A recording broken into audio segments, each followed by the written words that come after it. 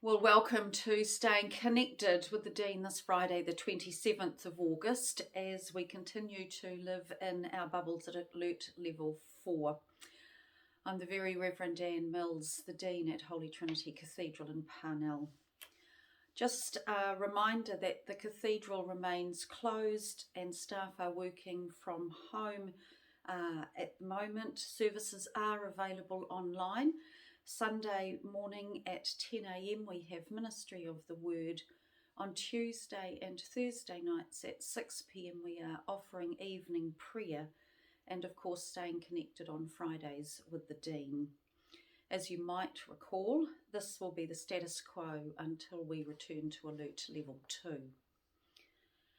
Once again, our income is being significantly challenged during this time with the loss of thousands of dollars of events and our car parking income, amongst other things.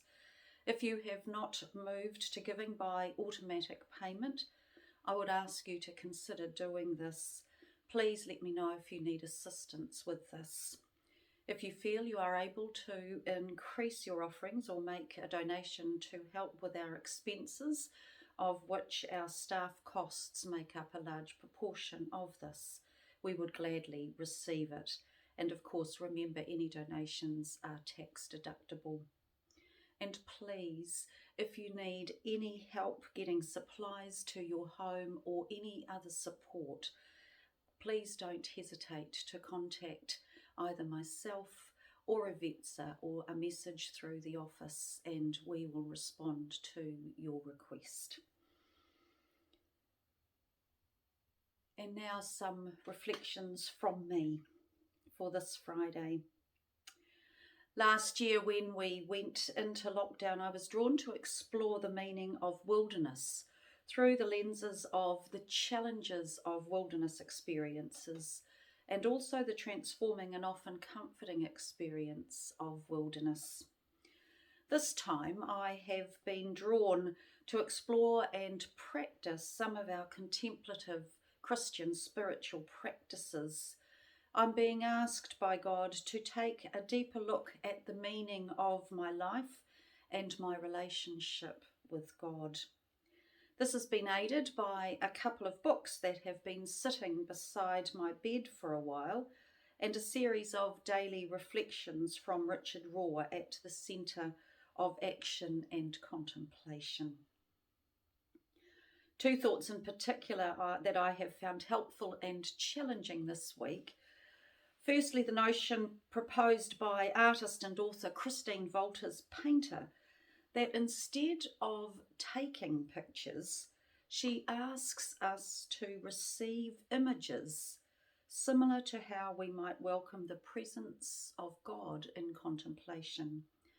Rather than taking pictures, we are asked to receive images, similarly to how we might welcome the presence of God in contemplation.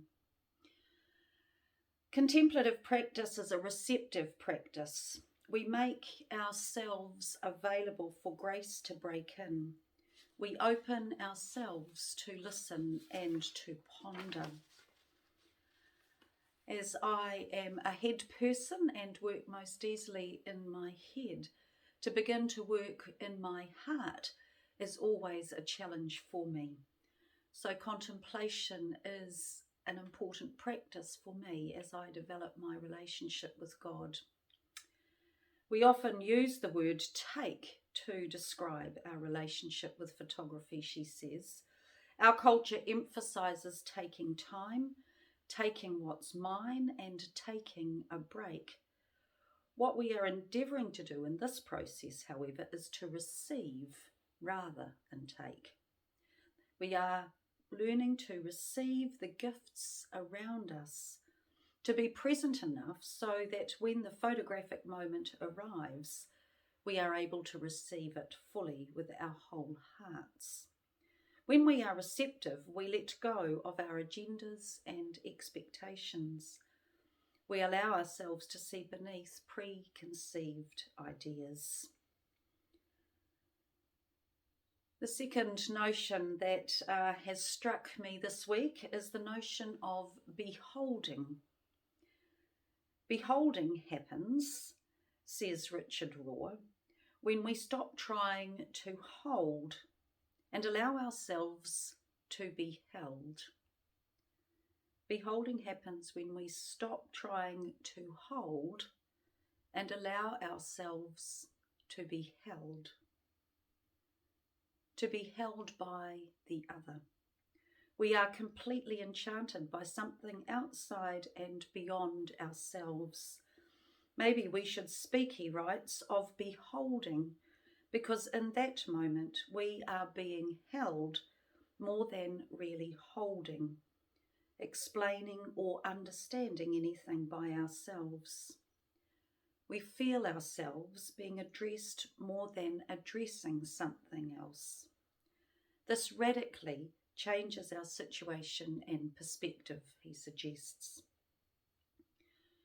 Once we decide to behold, we are available for awe and wonder, to be present to what is without the filter of our preferences or the false ledger of judging things as important or not important.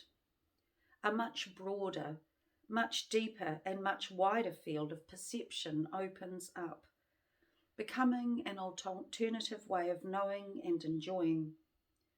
The soul sees everywhere else too. Deep calls unto deep, as the psalmist says in Psalm 42, verse 8. Centre knows centre, Rohr writes, and this is called love. And so I invite you to behold something today, or to simply receive the gifts around you with your whole heart. In my experience, you will seldom be disappointed.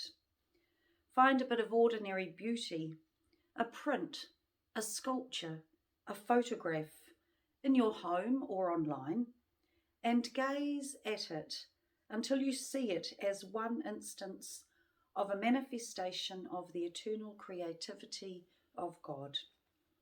Allow your beholding to move the work of art beyond its mere relative truth and to reveal its inherent dignity as it is without your interference or your labels.